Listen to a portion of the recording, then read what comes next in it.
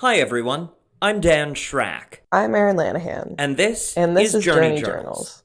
Erin and I are friends that met working together at a TV station, and we love to travel. We also talked about doing a podcast before I moved away, and the two things came together. We chatted with some of the who's who in the YouTube travel community about their passion for adventure. I wanted to find out what makes them go, what the life, job, and business was like. For me, travel is about the experience. I love being able to try new things, talk to new people, and most importantly, eat new food. Europe is on a lot of travelers' bucket lists, but for millions, they call some of those must see locations home. Such is the case for our next guest. But his videos don't stop there, so join me for my chat with Gregor Brown.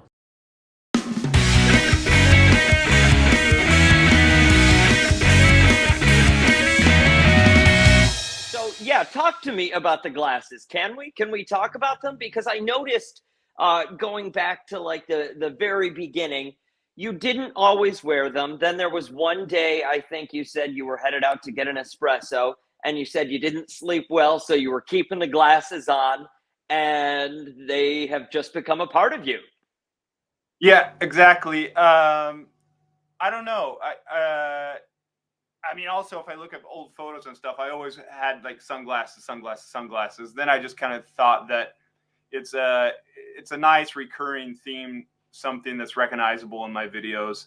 And I like having them on too because often I squint in the sun and to hide my age as well. There you go. Fair enough. Fair enough.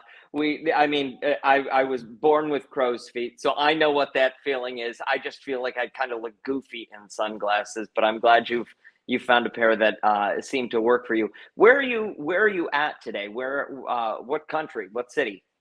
In Florence, in Italy, and yeah, it's a kind of an exciting period right now going on because I have a trip coming up on Tuesday, going to the Arctic Circle in Norway that I'm excited about. It'll be country number 51, and I was just talking to a colleague who I'm going to be traveling with, and I said, "Hey, man, one day we're going to be about 30 minutes away from the Finland border. We got to drive down there. I've never been to Finland, so I can get up to 52." And so yeah, just today I was kind of doing a little bit of research. I haven't done too much, but we're flying up to Paris and then Alta, and then we're going to be up in the area around Hammerfest. There's a lot of beautiful gorges there and stuff, and river inlet or water inlets, and just, it should be stunning. But the weather looks terrible, so that's the next trip. Today, Dan, it looks like you've gone way back in the catalog to some of those first videos that were being made Yes. uh, like during 2020 lockdown. Before that, I was making a lot of cycling videos because I have a kind of a main job as a video producer, as a professional cycling journalist. So I cover like the big sporting events, and that's what's enabled me and helped me travel to so many destinations around the world, like via covering a sport. So I've been to Argentina and China, Australia, all thanks to bicycling. So off of that, I do these side trips, and just today I was kind of looking up in Norway. I was like, well, maybe I could do like a McDonald's video and go visit a McDonald's in Norway, but there are no McDonald's up there. So I need to kind of do some research on what kind of videos I'm going to make, or I'm just going to have a straight up travel vlog. But I live in Florence, Italy. I've been in Italy for about 15 years, 10, Where are you no, from? 15. Originally, I grew up in Oklahoma. Yeah. Ah, nice. And what prompted the move to Italy? Good question. I had this. I guess it was actually that was also thanks to cycling as well. I was watching a lot of professional bike races in Europe, and I was kind of just falling in love with these European sceneries that I was seeing on television, uh, and I wanted something else. And I always kind of felt that growing up in a small town in Oklahoma, that I always felt like I wanted to be somewhere else. I wanted to go somewhere else. And I moved to Portland, Oregon, and then California before I came to Italy. And even now I get kind of antsy when I'm at home a lot. So, and my goal is here in another 5 to to 7 years is to move to Thailand as well. So, or Southeast Asia. So I think my Italian chapter might be coming to an end soon. So I'm kind of plotting and planning for that move. But yeah, I don't know. I just like, desire to be somewhere else. And now it's strange. I've been here for so long. When I go back to the United States, it feels a little bit odd, and I don't feel like I'm kind of belonging. And I just couldn't imagine never moving back. But you can't imagine moving elsewhere. Yeah. Yeah. That's I have to look forward now. And so it's all about, looking forward into the next destination. And I don't have any regrets here in Italy too, because it's been charming. I've done a lot. I've seen everything in Italy. I've gone to more places in Italy than Italians probably have. I've been to all 20 regions, as well as in France, all around Europe as well. I have still some goals. I want to take a trip to Vienna and go through Poland and Czech Republic and some Slovakia, and make a trip up there probably if I can find some time in September or October. Talk to me, if you will, about going home. Well, home, it's relative, I suppose. But going back to Oklahoma, do you still have family there? I do. Yeah, my sister. It's got to feel foreign to you at this point. Look, I love going back to the United States. I was back a couple Christmases ago to California, visiting my cousin in Sacramento. Made a trip down Highway 1 to Santa Barbara, where I last lived.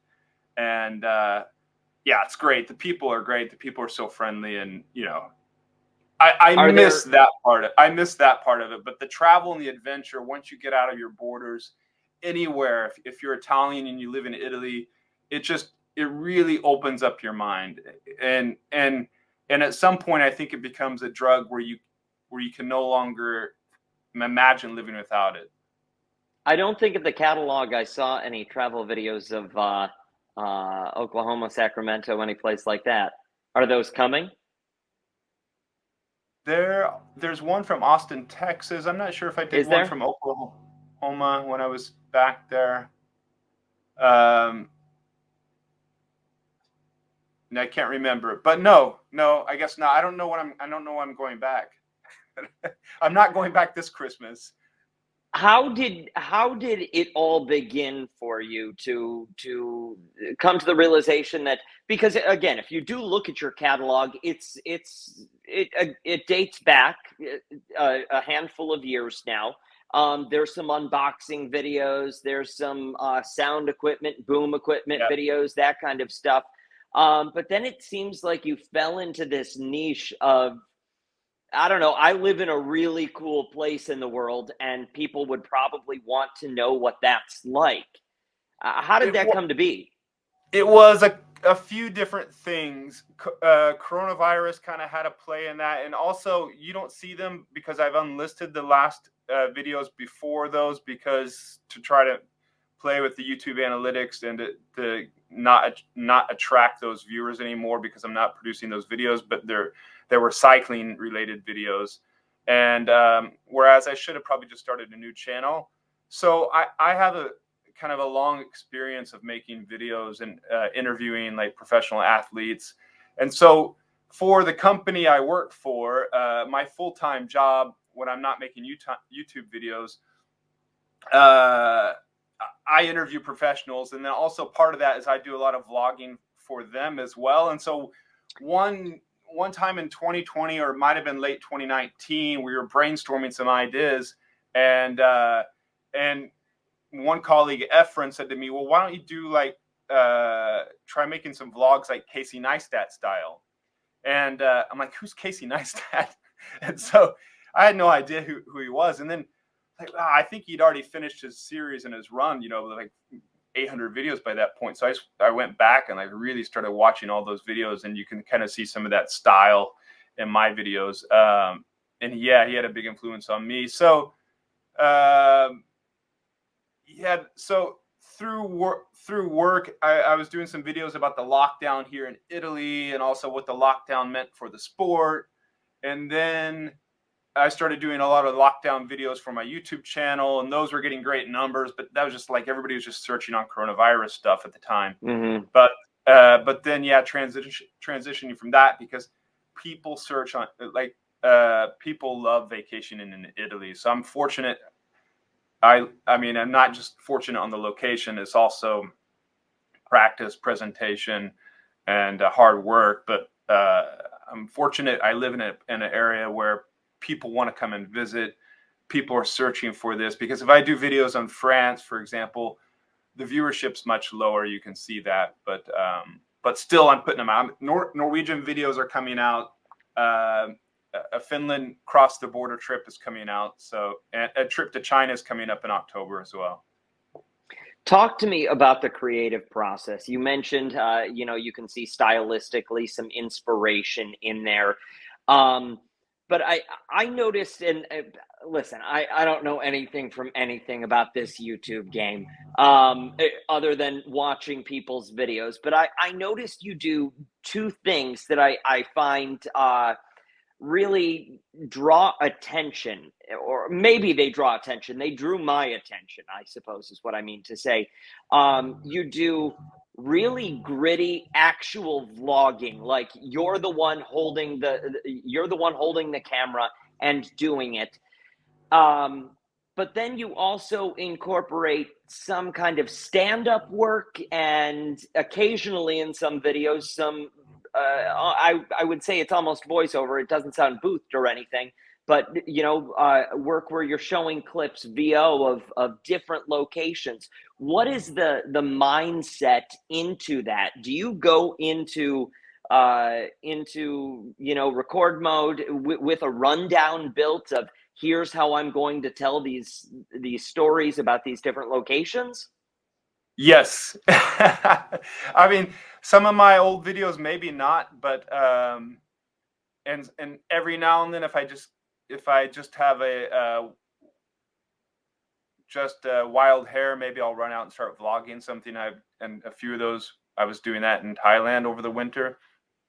But yeah, I have documents. I do what it's called a pre-production document, where I have ideas and kind of a timeline and things I want to capture when I'm out, because man, time's precious when you're out filming. Like if you don't get things done, also if you forget to get that shot, then a lot of times you can't go back and get it. So yeah, I have notes, color coded stuff. Some of my, even now, I have a video coming up on going to the worst ranked Google TripAdvisor pizzeria in Florence and going to the best ranked one. It's coming out this Sunday, and it'll already be live when your viewers watch this. Yes. And yeah, I mean, there's a few zingers in there,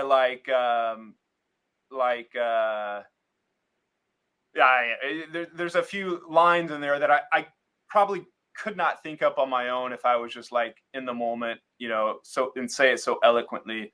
So I plot out some things, and I also plot out some kind of different camera angles I want to get when I'm out. Just trying to change up the angles a lot to keep viewers locked in, audience retention, but then also to make it stylistically interesting as well, because as I said from the start, look, I was drawn in, I guess, by the Casey Neistat style, but even before that, like going back,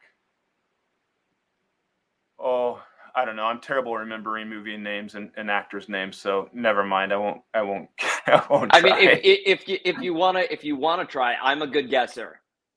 No, I'm terrible. I'm really bad. I'm really bad. I can't. I remember. I forget names so poorly. I do. So I stay healthy by riding my bike, and I taken up running quite a bit. I started about a year ago, so now I'm mostly running a lot. And when I'm out riding my bike with my friend, I mean, we've done this area so many times south of Florence. It's so beautiful back down there, Dan. Like olive trees, vineyards, like cypress trees, and I don't remember all these little town names, and my friends do. But I'm like, yeah, I guess because I always go with people who know the way, and I just kind of I know Fair the enough. routes a little bit, but I don't remember the names of any of the places. And last Saturday, I was on a bike ride, and there was this a girl who turned out to be Korean, and we were riding together. And I was trying to explain to her where she needed to go, but yeah, I'm terrible. You couldn't because you didn't know where to tell her to go. You knew which direction to I point. I know. Like a town called Impruneta. There's another town called Strada and Chianti. Yeah, I know some basic ones, but yeah. I'm kind of right there with you. I feel like you probably meet a lot of interesting people along the way. Yes. Yeah, that's kind of the best part about traveling.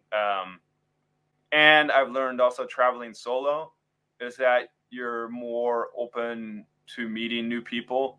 Um, in 2019, when I was in the Philippines, um, yeah, I was in this cabin area where I thought it looked like a beautiful beach area, but it ended up to be like a scuba diving hotel. And the guy who ran it was a friend of this guy I know by chance. I didn't know that was the case when I booked in, but it was an Australian friend of another Australian I know from this cycling world. And then there was this, kind of pretty girl staying there as well. And she's like, "Why don't you get your scuba diving license?" I'm like, I don't want to learn how to scuba dive. And then she convinced me to learn how to scuba dive. And we were hanging out the whole week and like cooking together in this little place. And then we traveled to some other islands together as well. And yeah, she stayed down there during for a couple of years in the Philippines during lockdown, and then went back to Beijing, where she was from. But yeah, I mean, and then yeah, some good stories, some stuff I shouldn't say. That's fair. That's fair. Listen, it sounds like you enjoy yourself when you travel.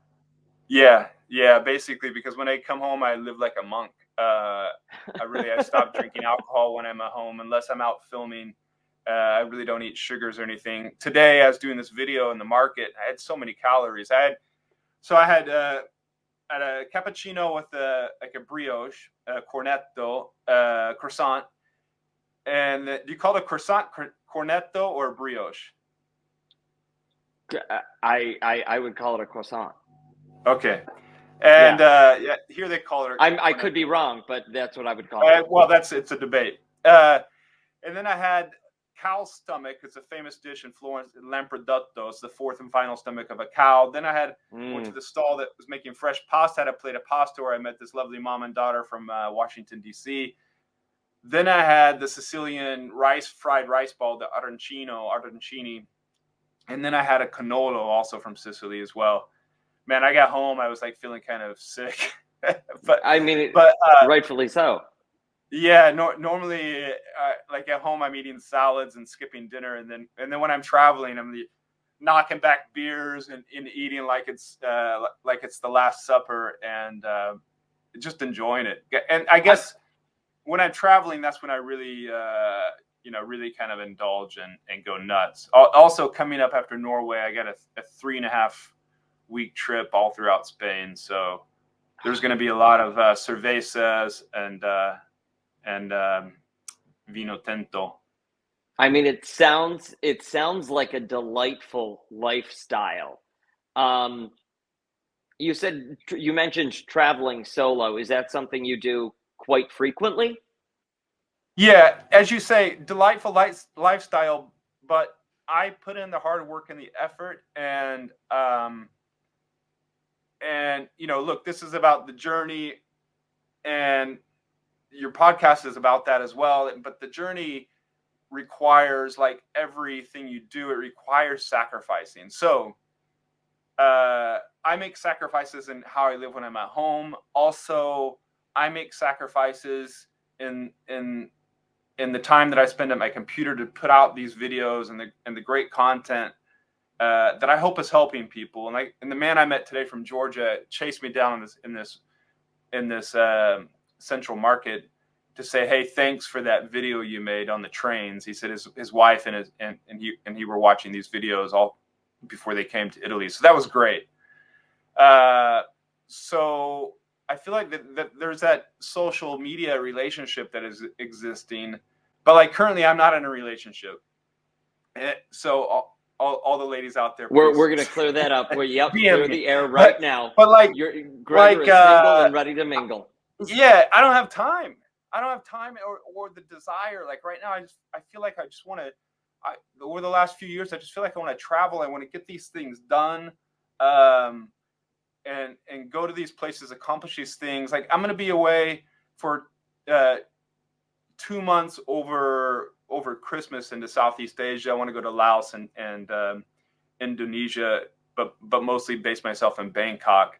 So for all the YouTube subscribers, I'm sorry because I know my YouTube subscribers mostly like the Italian videos, but we gotta get worldly. But there are sacrifices, like so like yeah, I mean there with all the great people you meet, there are also many times where you just you're eating alone. But that's the great thing about making these videos, because I'm just entertained. I'm entertained by filming myself. I mean, really, you're not really alone when you're filming it. No, yeah, that's it. I mean, it's just like kind of like it's my partner on the other side right there.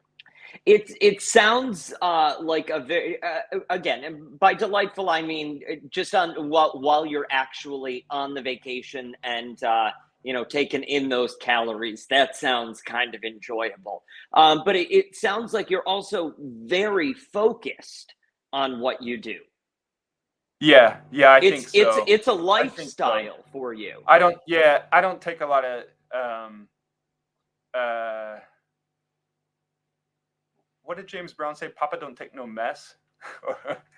But I said I was a good guesser. I'm not that good. Yeah.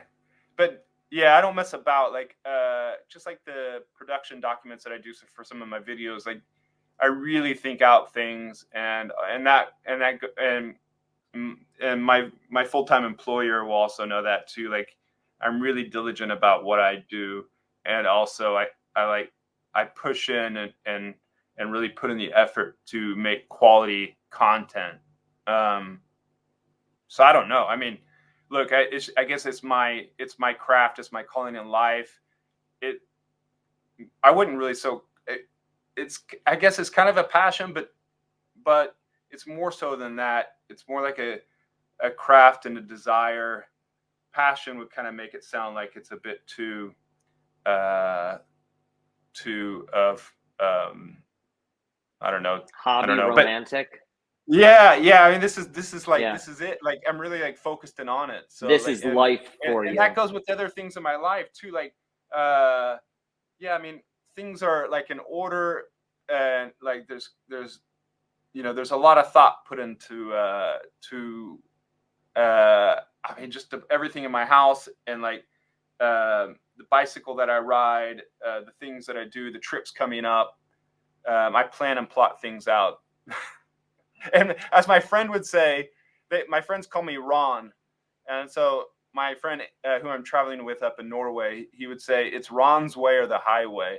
And like, so I was on the phone with him today. I was like, look, man, we're going to be close to Finland. We're going down to Finland.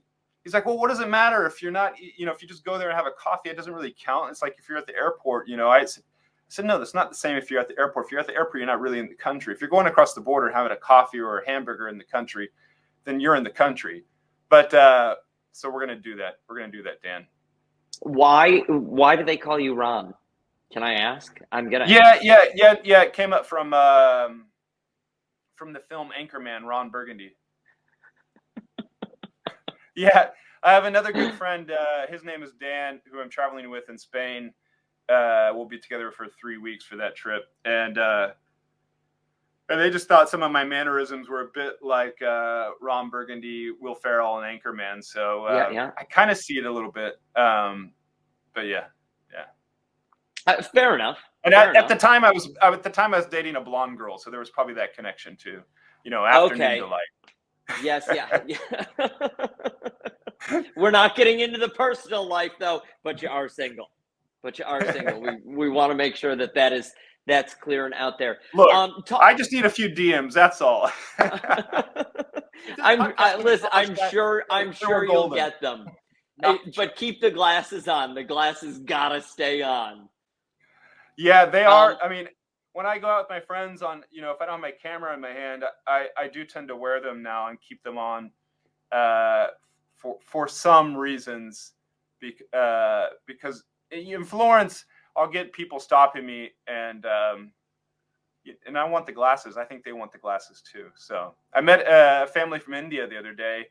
It was starting to rain. They were trying to call a taxi, and I thought I heard them trying to call a taxi. I was kind of walking off, and it was like starting to rain. I had my camera with me. And it's like, oh dear, maybe I should go back and try to help them call a taxi. And I went back, and they were kind of underneath this window thing to try to get out of the rain. And I was like, hey, can I call you a taxi? And Dad said, no, I got one on this app. I'm like, all right.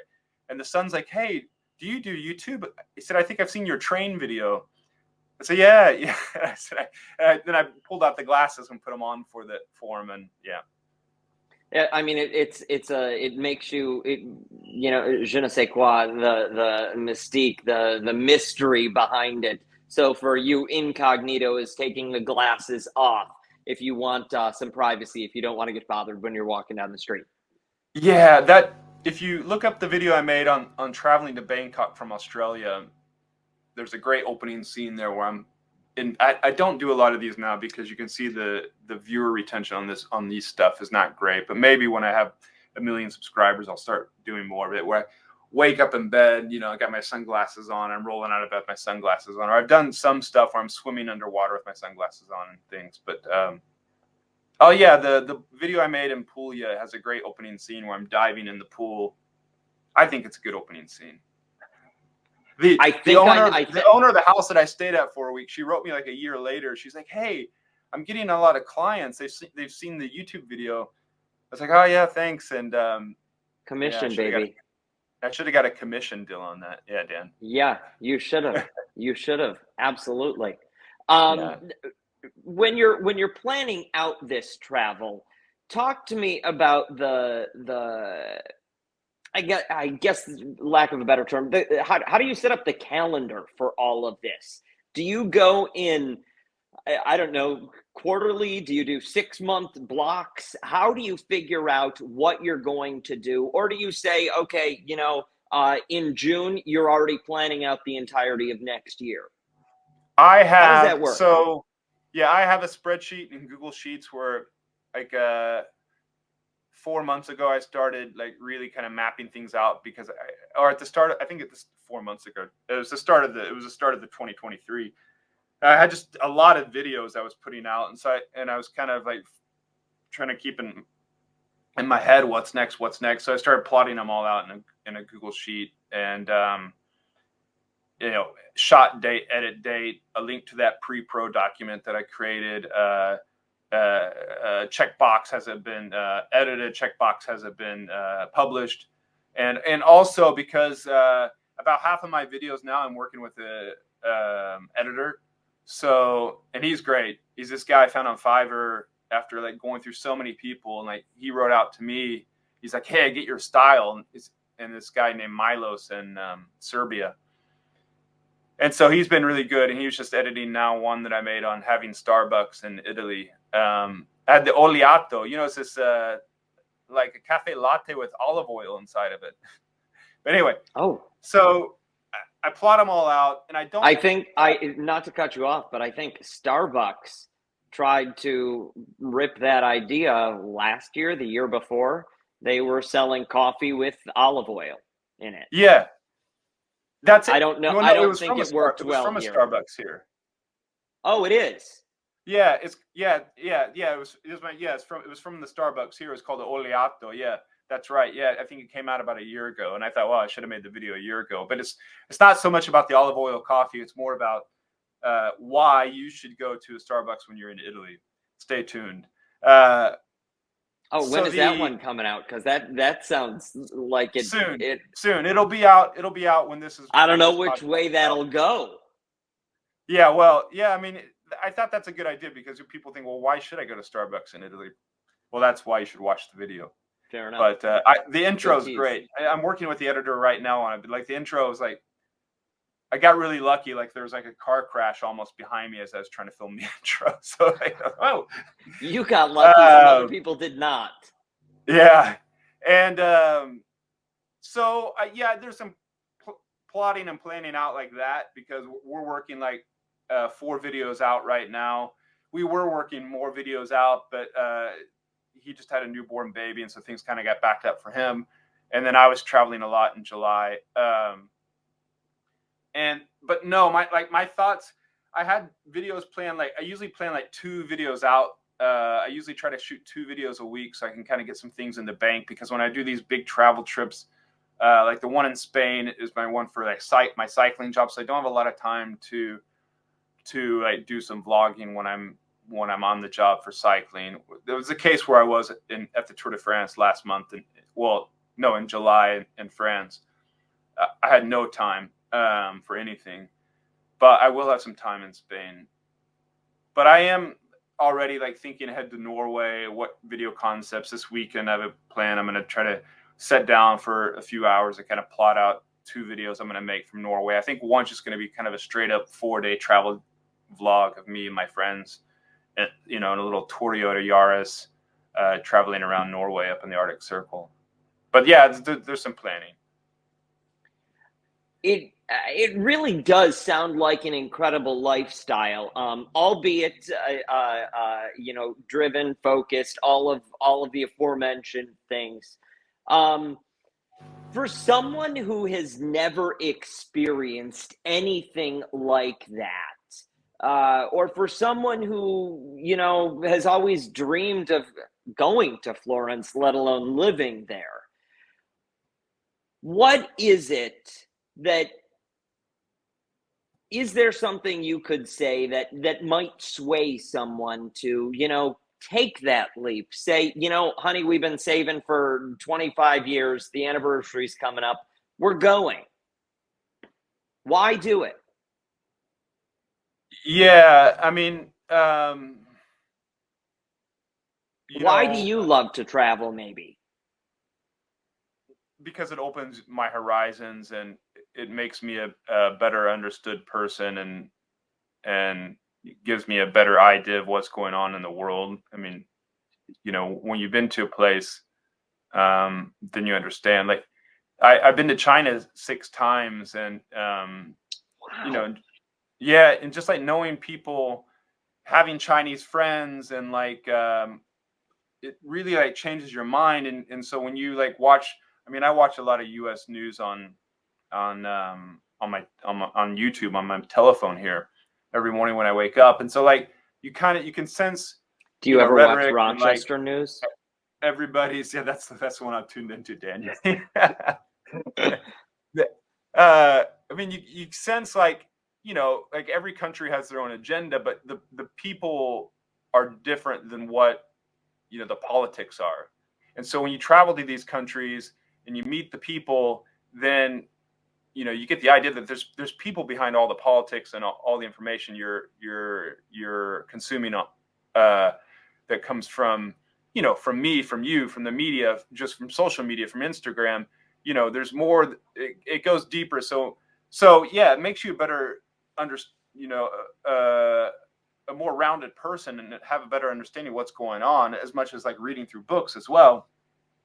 Although I stopped reading books, but traveling, you get out there and you're like, you're on the ground, and you're having food that you thought you might never have, and but then also sometimes getting food sick and vomiting. I had an experience like that in Argentina and in China one night too. But yeah. I mean, I suppose that kind of stuff comes with the territory. It's bound to happen, no? Bite off a bit of the cookie, like that. I guess that's the thing. Like if you're saying, oh honey, we've been saving up, let's start small. Like a friend of mine goes to Honduras quite often. From the US that's more manageable. Or find a trip, go down to Cuba. Like I went to Cuba 4 years ago or something. It was amazing. Flew from Germany to Cuba, but it's so close to the United States, and you can get there if you want to try. And just like take little steps, and then also try to work out from your job to have more time, because I know like Americans tend to have really short, and I was guilty of it too. When I first traveled, I think my first trip over to Europe was to France, right? So, and I brought my bike from the US, which was insane because I was traveling with my cousin for like 5 days. And I remember lugging this bike box through the Paris metro, and I rode it twice. And like, why didn't I bring it? But yeah, pack light, travel far. That's the other thing, because Americans, and I was there too, like they bring these big luggages and you don't need all that stuff. But yeah, just try to, get more time. But if you're young, try to do the backpacking thing. Go somewhere and try to, take off a couple months before you start the university, or after you finish university, take off 6 months before you start the real job. Because, man, time slips by, and if you don't take those opportunities and plant those seeds, later you're not gonna have the time to do it. And then when you have the money to do it, you're not gonna have the time to do it. So you got to just do it. That's exactly what it is too. I just a quick background on me. I know I mentioned when I reached out that I had recently really discovered and kind of fully immersed myself into the world of travel because I worked with someone, Erin, who's not here today, but worked with somebody. And she traveled quite often. She's substantially younger than, I don't know, 10, 12 years younger than me. And she likes to travel. And one day on a whim, I said, okay, I guess I'm going to do this. I mean, I've lived in California. I've lived in New York City. I've lived in a handful of different places. But I just went online one afternoon, before the 6 p.m. newscast and booked a ticket and said, life, I guess, is too short. And that vacation was honestly too short, to your point of us not Where'd you taking go? enough time. I did in 7 days, 7 or 6, I can't remember. I did London, England, did Rome, Italy, and then Paris. Oh, cool. Yeah. I walked? Isn't the hardest thing is like you're standing on the edge of the cliff trying to get ready to jump in that water, and it's not that high up, but you're looking down and it feels high up. It's when you're just clicking ready to buy that ticket. That's like the click, just buy. You're like, and then once you buy the ticket, then it's kind of like, well, it's happening. And then you start to plan around that. That's kind of how I do it too. Once I had the plane ticket, then I can rent the car, and then I can think about the hotels, and then so. But yeah, go online and just start looking around for, where can I get a cheap ticket to fly? It doesn't have to be the best destination like a London or Paris. You can find cheap tickets to fly to like, Budapest or, some of these places are kind of off the beaten path and get great deals. Go in a little bit of the off season, like the people I was meeting during the summer months in Florence. It's like, man, it's so busy right now, and the prices are so expensive. Also, where I'm traveling to Spain, like for a few days, we need to stay around Barcelona. We were looking at staying in Barcelona. It's just like it's too expensive, like to get a decent hotel. But yeah, you just gotta book the ticket. Start to like, for your viewers and listeners. Look up these two people. One is Lexi Limitless, who I think was the youngest person to travel to all 197 countries in the world. The other one, who a person I think is better, kind of more, he's older, more rounded, is Drew Binsky. He traveled to all 197 countries, but what he did, I don't know if Lexi was doing it too, but what he did when he was doing it, he was doing YouTube videos and documenting all this, because I traveled to a lot of countries that I wasn't YouTubing at the time. And now when I think back, I think, I wish I was like making videos at the time. Do you ever feel, just because you mentioned that, do you ever feel while you're making those videos that, or maybe in hindsight, that you're kind of missing out on any of it? Or do you make sure to take time while you're there to fully immerse yourself and actually absorb it as a human being, rather than, Yeah, it's that's an issue with everybody. And like, So recently I was making a video at the Uffizi Art Gallery here in Florence with all the Italian Renaissance paintings. And I hadn't been there in years. And I thought, hey, I should make a video about this because that's, some people are going to be searching on that, want to know how to go to the Uffizi, when to go. So I was in the Uffizi, looking at, one of Michelangelo's few paintings or the Da Vinci painting of the Annunciation. And then, and I did remind myself, hey, I should just look at it with my own eyes for a little bit here of capturing it on video. And also when I was looking at the video footage, like, I noticed, I was like, oh, I think they have fluorescent lights in the gallery because I was like getting some kind of waves on my monitor. But yeah, you have to take off your glasses, put down your camera, kind of look at it with your own eyes and not just take the Instagram photo, because that's what everybody's doing now. If you go to a rock concert or if you're in anywhere, everybody's got their phone getting it. But that's just kind of where we're at right now. I mean, that's what people are doing. But yeah, I take it in. But I guess going back to, like, I was thinking of my mother, like, and we all thought she was crazy. Like, she is and was, but she was filming everything all the time, like taking photos. It was so annoying growing up. Like, all mothers do that, right? But like, really, it was insane. And I remember my dad had like a box of like all these 35 millimeter rolls of that, like, just were never developed. Like, it's because it became too much to even to develop the pre-digital, right?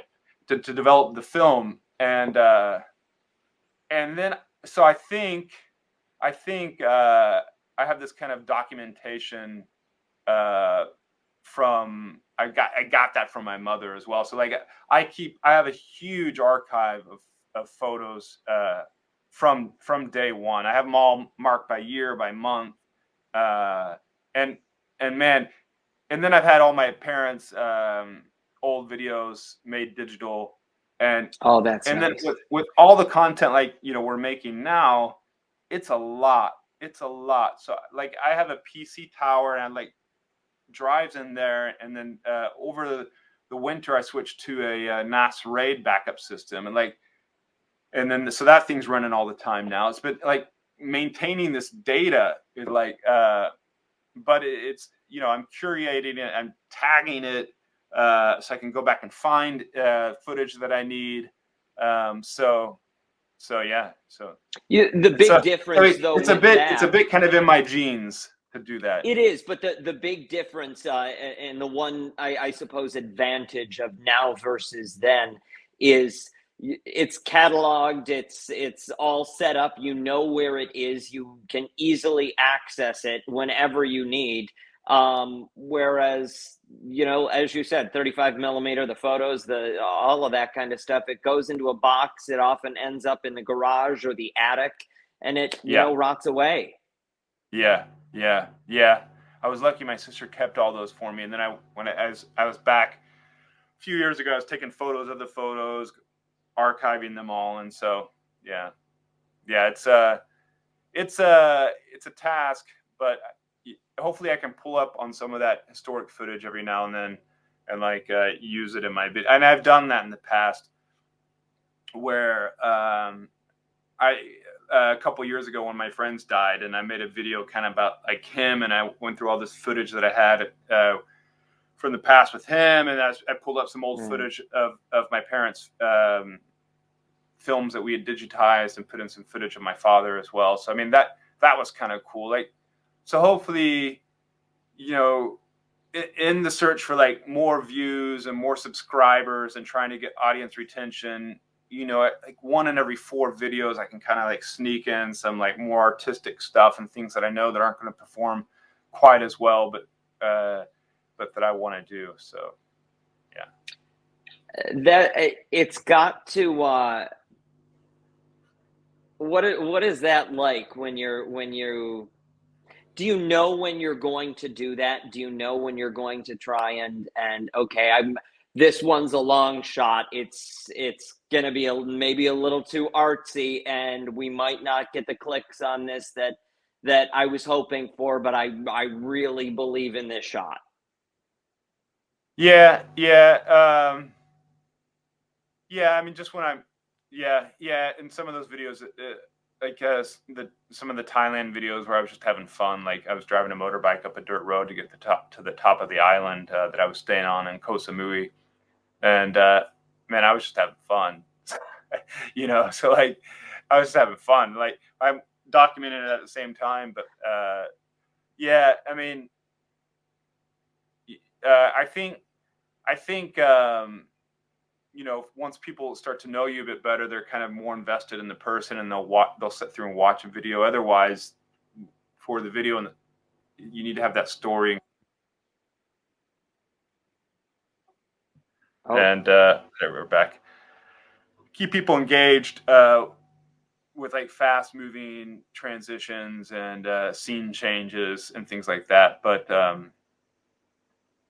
yeah, I think probably my next one that I'll be making kind of just to please myself is the Norwegian vlog, where I'm just gonna like document my travels. Those are fun to make. Like is it? who doesn't enjoy making a travel video when you travel? But then you need to, yeah, in order to sell it and put it out for other people to enjoy it, you need to have good editing, tell a good story, and kind of have the three acts, and you need to get to some sort of ending, and have that like first act that keeps people, that gets people in, and they want to like start to watch through the second and the third. Fair enough. I have a billion more questions, and I promise just a couple more, and then I'll let you go. I know it's Go getting late speed there. round.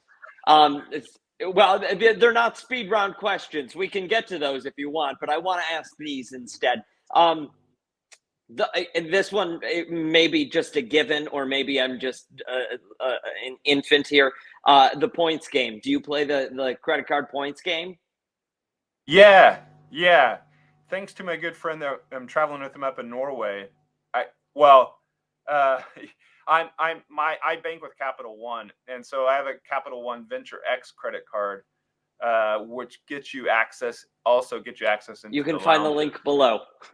Yeah. Hey. Actually, with Priority Pass, I'm working with.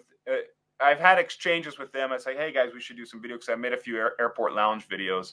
A nice one in Tokyo. I was having real fun there at the Tokyo airport, and they were kind of coming out late out of. This was about a year ago. They were kind of coming out late out of COVID, and so like a lot of things at the airport still kind of shut down, unfortunately. But great. I finally got into the ANA. It's the big Japanese airline, ANA. I got into their ANA lounge, and check it out. I made the video on it. It was fun.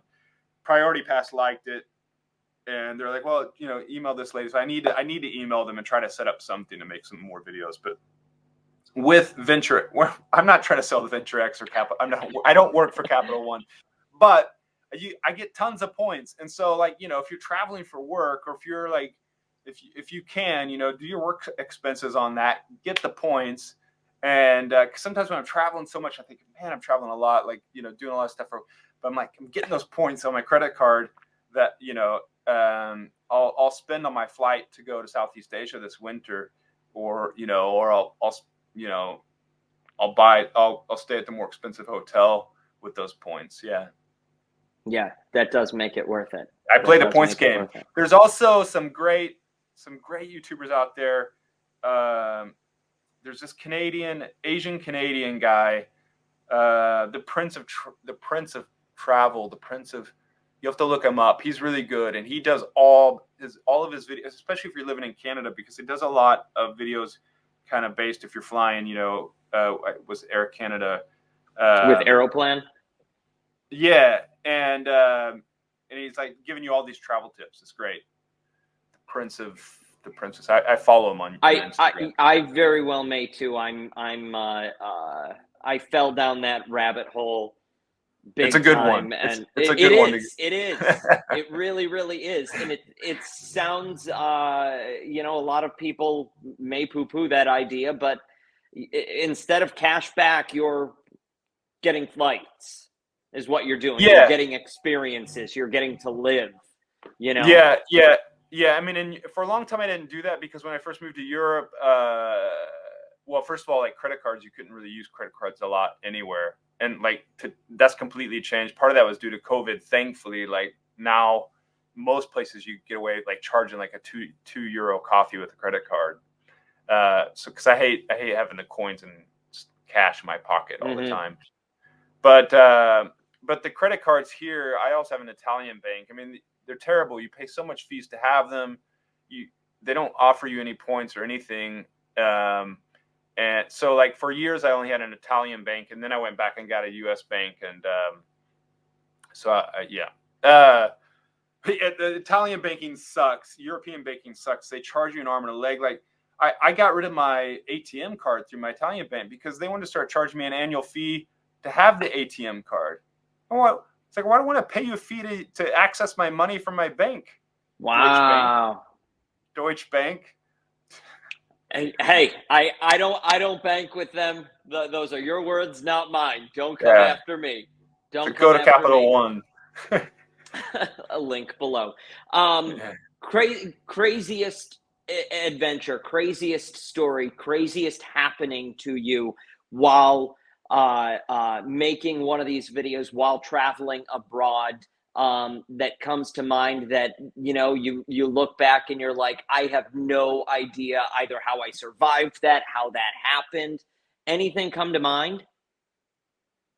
Yeah. And unfortunately, this is another reason you should film and take images of things, because you forget. Unfortunately, a lot of things I forget. And it's a good reason to have friends who have good memories. But like, I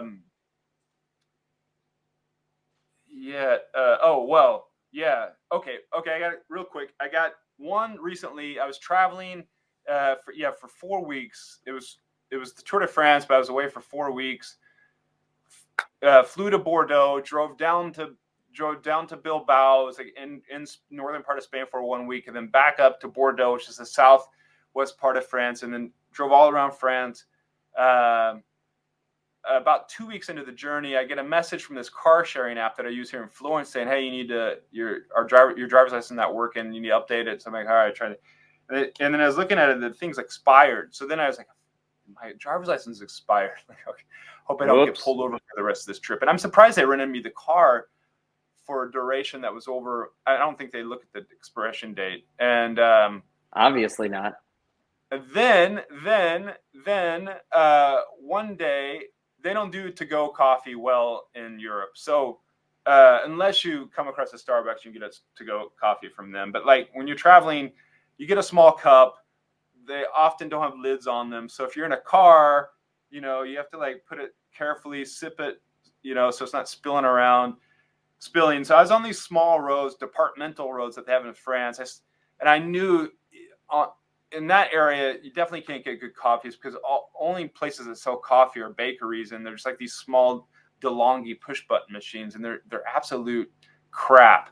And anyway, I stopped, got like, you know, a croissant or some sort of sweet pastry thing, and then I got a coffee. It was like midday, and got back in my car. It's hot, terrible coffee, but I needed it to stay awake.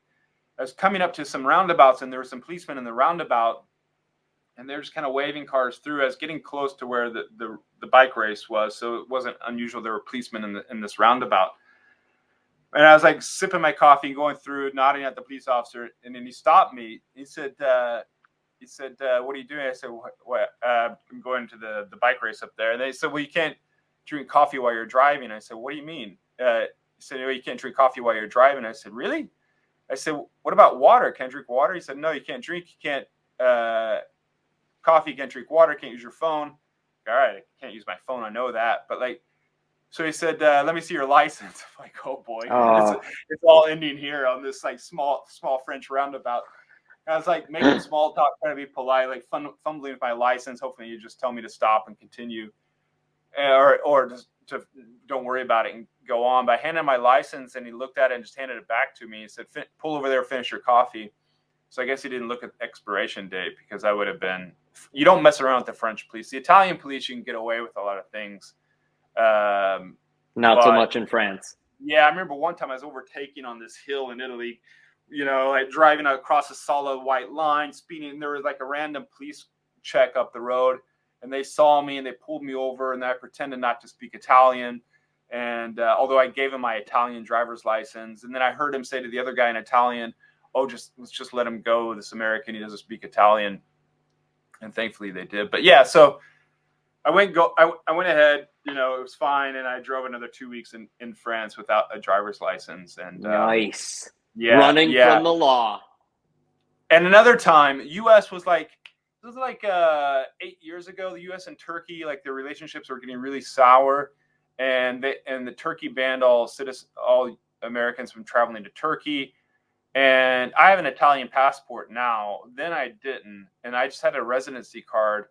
On the back of the residency, with the residency card in Italy, in Europe, you could travel to other European countries with that card.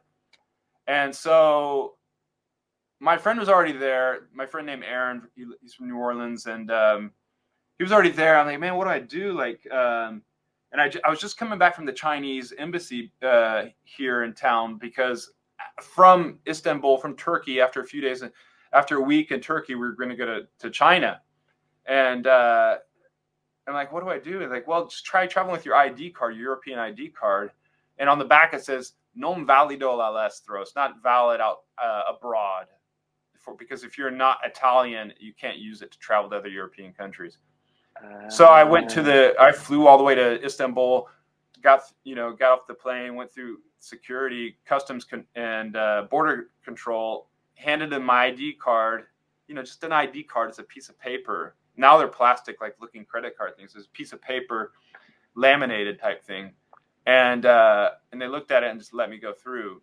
So yeah, that was good, because at the time they weren't letting American citizens in. So I was able to travel into Istanbul, went to the beautiful mosque, had the great Turkish coffee, went down to the Black Sea along the coastline there. Because I got some really beautiful resorts there along the coast of the Black Sea. Was there. We got time for this, Dan? I'm gonna tell you another story. Please. Get to Istanbul, I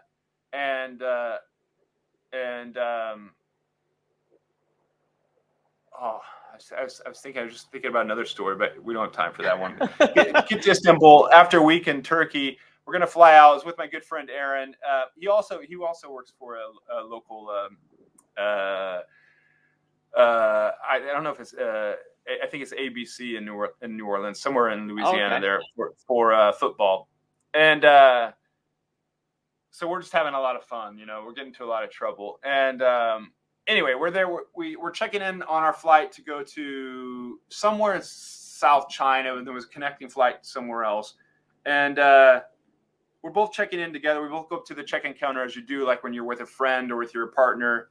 Both put it in our passports. I put my bag there on the luggage belt, and she starts looking through the passports and throws the ticket on my bag. My bag goes off, and it hands my friend Aaron his ticket. Said, "Okay, you're good." I said, "Oh, that was my bag. You just put my ticket on my or his sticker on my bag, on your bag." Anyway, whatever. We're traveling together. Gets my passport. Starts to look for my flight, and then says, "Hey, well, you're not on this flight." I said, "What do you mean I'm not on the flight?" She's like, "You're not listed on the flight." Wow. And I said, "How is that?" Because I had this organization I was traveling with. They booked me the flight, and I was like texting the person, my contact, and like, "Well, I'm not on this flight." And she's like, "I was like, well, can you get me on the flight?" She's like, "The flight's full." And I said, "What about my bag?" She said, "Oh, we'll stop it. You can pick it back up in baggage claim." I was like, And my friend's like, "Well," I said, "All right, go ahead. I'll see you in China." And so anyway, so my bag, it took forever to get it out of baggage claim. I spent like 4 hours at the airport, and they were getting upset with me because I was getting angry. I was like, "Why is it taking so long? Can I just get my bag?" And at this point, it's like 1:30 in the morning, and I just wanted to go back to my hotel. Had they not ticketed your bag with his information, it would have never happened. Yeah. I mean, normally they're supposed to ask that question, like, "Is that your bag? Did you pack the bag?" I don't think those questions were ever asked.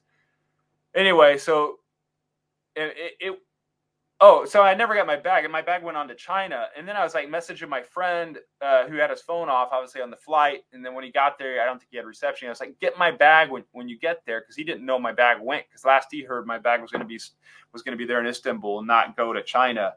so he didn't get my messages, and he already left the airport onto the next destination, like a bus ride somewhere for 5 hours. So my bag was in that airport.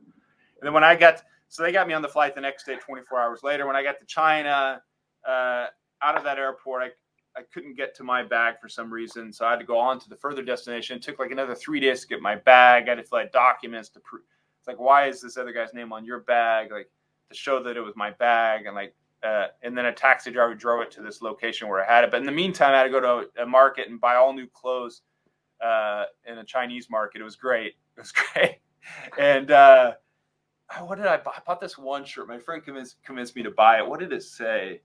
It had something written like in glitter letters across the front. It was too tight. I could never wear it. And I think it said like pizza on it. You know, it was like, and then the receptionist at the hotel was super nice. And she went out and bought me bought me some underwear and like socks and some razor blades. And yeah. Wow, yeah, that's fun. service.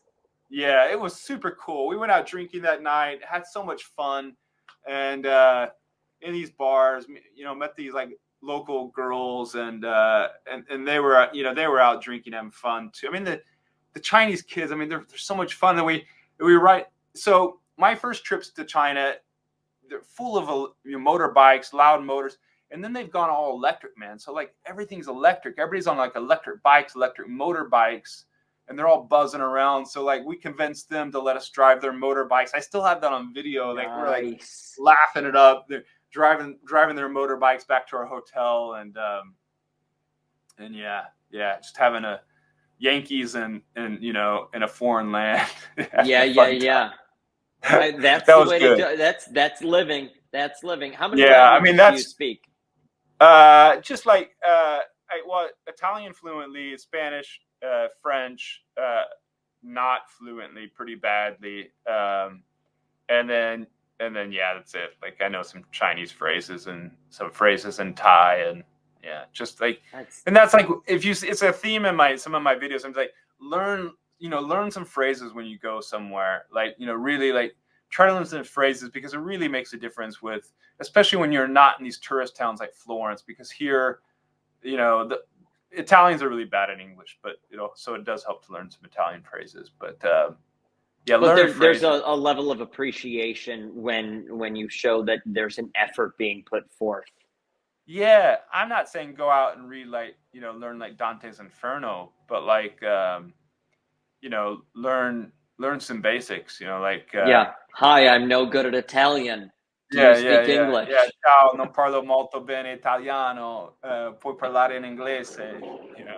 Yeah, I still have a thick American accent when I speak, but is it 52 countries you've been to? It'll be 52, yeah, on this next trip with Norway and Finland. I'm currently locked in at 50. My last newest country was the last new ones were Japan and Thailand. It sounds incredible. Gregor Brown, I made a video. I made a rapid fire video where I went through all 50 countries I've been to. Oh, did you? Yeah. There's I'm gonna have to look that one up. The thumbnail is me holding a big map of the world, and so it's not performing very well. So if you can like put it out there, I will absolutely. We'll link below. Gregor Brown, thank you so much. Link below, below the other ones that have the commission. Yes, but yes. On those, go click on the my YouTube videos. There you go. Thank you so much for your time. I really appreciate it. Man, I appreciate it. This podcast this is the right stuff. I mean, you know, getting out the travel messages. I think that's the right. I just want to inspire people. Yeah.